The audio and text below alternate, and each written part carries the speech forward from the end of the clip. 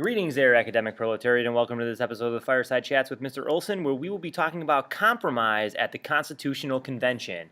This is an integral part of Period 3, which talks about the genesis of the American Constitution, one of the most important documents in the history of the world. And I'm not just saying that because I'm an American. Okay, so let's start by talking about the convention itself. The purpose of the convention was to respond to an issue that had erupted in Massachusetts during the critical period, Shays' Rebellion, which, of course, as you remember from class and your readings, was the Daniel Shays and other debt-encumbered farmers who marched on a courthouse to try and stop their land from getting foreclosed upon. Anyways, they were kind of successful in that they got a lot of rich people's attention. So the rich people got together and said, okay, our private property is in danger, therefore we have to amend the Articles of Confederation. So 55 delegates meet in Philadelphia in the middle of the summer. The delegates come from 12 states. Rhode Island is not there. Sad Rhode Island. Small in size, small in participation at the Constitutional Convention. But anyways, wealthy landowners were the majority of the delegates who showed up. There were no small landowners, and it just is another example of inequality rooted in American history. The most important person at the Constitutional Convention was James Madison, contrary to the musical Hamilton, which says that he was. But James Madison emerges as the father of the Constitution because largely his ideas and his oratories and his rhetoric are what pushed the Constitution through. So anyways, these delegates participate in this long discussion of how the Constitution should come about. They lock themselves into the room. They close all the windows because they're doing it in secret, because essentially they're committing treason by talking about how to change the government. It gets really hot. They probably smell really bad, use a lot of perfume, and anyways, this is what we get. So the Constitution that we get has a couple of important features that you want to keep straight before we go into the compromises. First being that the beginning is called the preamble, and if I were good at singing, I would sing School of Rock, but I'm going to let you sing that by yourself, and in class perhaps we can sing it. But anyways, the preamble talks about the purpose of the Constitution and really what its job is going to be. In addition to the preamble, there are 7 articles. The first 3 articles are the most important, the ones that I would encourage you to keep straight. Article 1 sets up Congress and the legislative branch. Article 2 sets up the executive branch, which is essentially the president and his cabinet. And Article 3 is the judicial branch, which is the Supreme Court. Now, these things, when they are created, are not how they exist today. For example, the Constitution says nothing about a cabinet. The cabinet is something that the president just adds on later. The judicial branch, the powers given to the Supreme Court in the Constitution are different than what we have now. So certain changes have happened over history, which we're going to learn in subsequent periods, so we won't go into all that now. But anyways, key ideas that drive the creation of the Constitution are these. And these are ideas that are rooted in the Enlightenment: checks and balances, separation of powers. Separation of powers, of course, is an idea that comes from Montesquieu, and saying that certain branches of government should be separated, and that's why we have the 3 branches that are outlined in those articles. The idea of checks and balances, of course, comes from the Enlightenment and says that certain precautions should be made to make sure that no one branch has too much power over the others. And finally, the Constitution is heavy on federalism, which is the idea that state and federal governments are going to check each other, yet they're going to coexist. So like, I am going to be a citizen of both Illinois and the federal government. The two are going to work together. They're going to be able to do some of the same things like tax people, but essentially they sort of have to coexist in the same arena.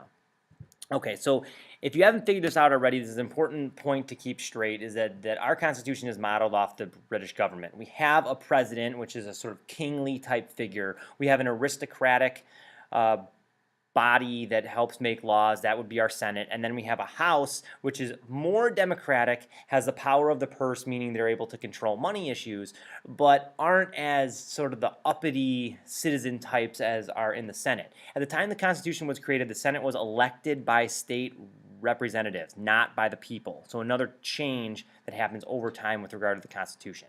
Okay, those are Constitution basics. Now I want to focus mostly in this video on the compromises that came up and the conflicts that took most of the time of these pasty white dudes who helped make it. Okay, the first issue and the biggest issue is going to be, how are states going to be represented. If you recall, under the Articles of Confederation, each state had one vote. No matter how big it was, no matter how many people it had, each state had one vote. And this becomes an issue that takes center stage at the Constitutional Convention. So two plans are put forward. The Virginia Plan, which if you know anything about Virginia during the colonial period and during the critical period, is that it's big. It has a lot of people in it. Okay, it's a large state. Therefore, this plan represents large states: Pennsylvania, New York. They want three branches, but they want to give the most power to the legislative branch. And they also want representation in the House and Senate that would be based on population. They think that the number of reps you have should be based on how many people live in your state. Small states, on the other hand, they were represented by New Jersey, thought that there should only be one house, that it should be unicameral, and that branch should be based on equal representation. So each state should have the same, kind of like under the Articles of Confederation. So as you can see, there's not really a lot of agreement here. So Roger Sherman from Connecticut, that's not a name that you need to know, it's just some fun information. He brokers a deal called the Great Compromise. It's not written anywhere on this slide, but you should remember it called the Great Compromise because it is that great. The Great Compromise stipulates that there are going to be two houses, so we're going to be bicameral. One house is going to be elected by the people, that's going to be the House of Reps, and those reps are going to, and the number each state gets is going to be based on how many people live in that state, based on its population. And the Senate is going to have two senators, so it's going to be equal representation for each state. Okay, that's the first one, Great Compromise. The next issue that comes up is, what do we do with slaves? How should slaves fit into this representation issue, and what should they count for? So, two ideas prop up here, and you can probably figure out where this is going. The North has an idea saying that slaves shouldn't count at all, that slavery is on its way to being abolished, and why are we even talking about this? The South, on the other hand, says slaves are to remain, slavery is going to be here forever, it is a positive good, therefore they should be taken into consideration when figuring out how many people live in a state. The compromise we get, you would think it's 1/2. It's not. It's 3/5.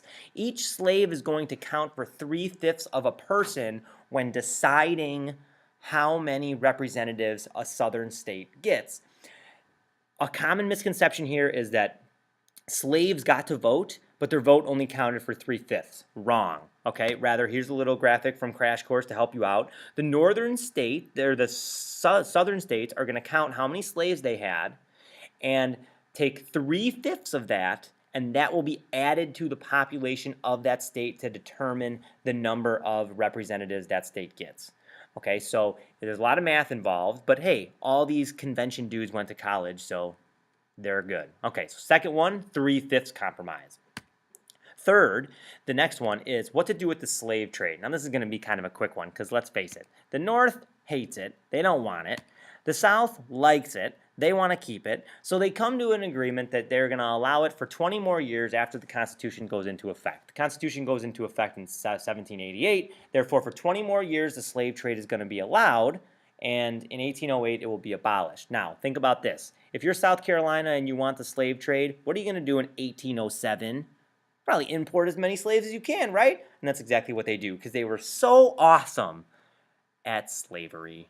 Oh, I love America. Anyways, last one, fourth compromise at the Constitutional Convention is who should elect the president. And this is kind of a good one because it's the root of one of our biggest issues today. So two ideas. One faction thinks that the president should be chosen by Congress because they are elite people in America. They have the ability to make good decisions. Other people, like Alexander Hamilton, whether he's rapping or not, or he's considered in this group, the group right here that thinks that Congress should elect them because he has no faith in the people. He thinks that the people are stupid sheep. Okay? The other side says that the president should be elected directly by the people. But that would make too much sense. Now remember, these guys want to hedge against against regular people's power. So in order to do that, they create the Electoral College, which says that each state will have the same number of electors as representatives they have in Congress, and whoever wins the popular vote in that state will win some of those electors. Now, it depends on the state. That's kind of reductionist. That's how it is now. Back then, electors could choose who they were going to vote for, but essentially, people are not electing the president, which gets us into some issues with elections down the road. Anyways, that Electoral College basically sums up America. That's all the time we have today, people. Peace.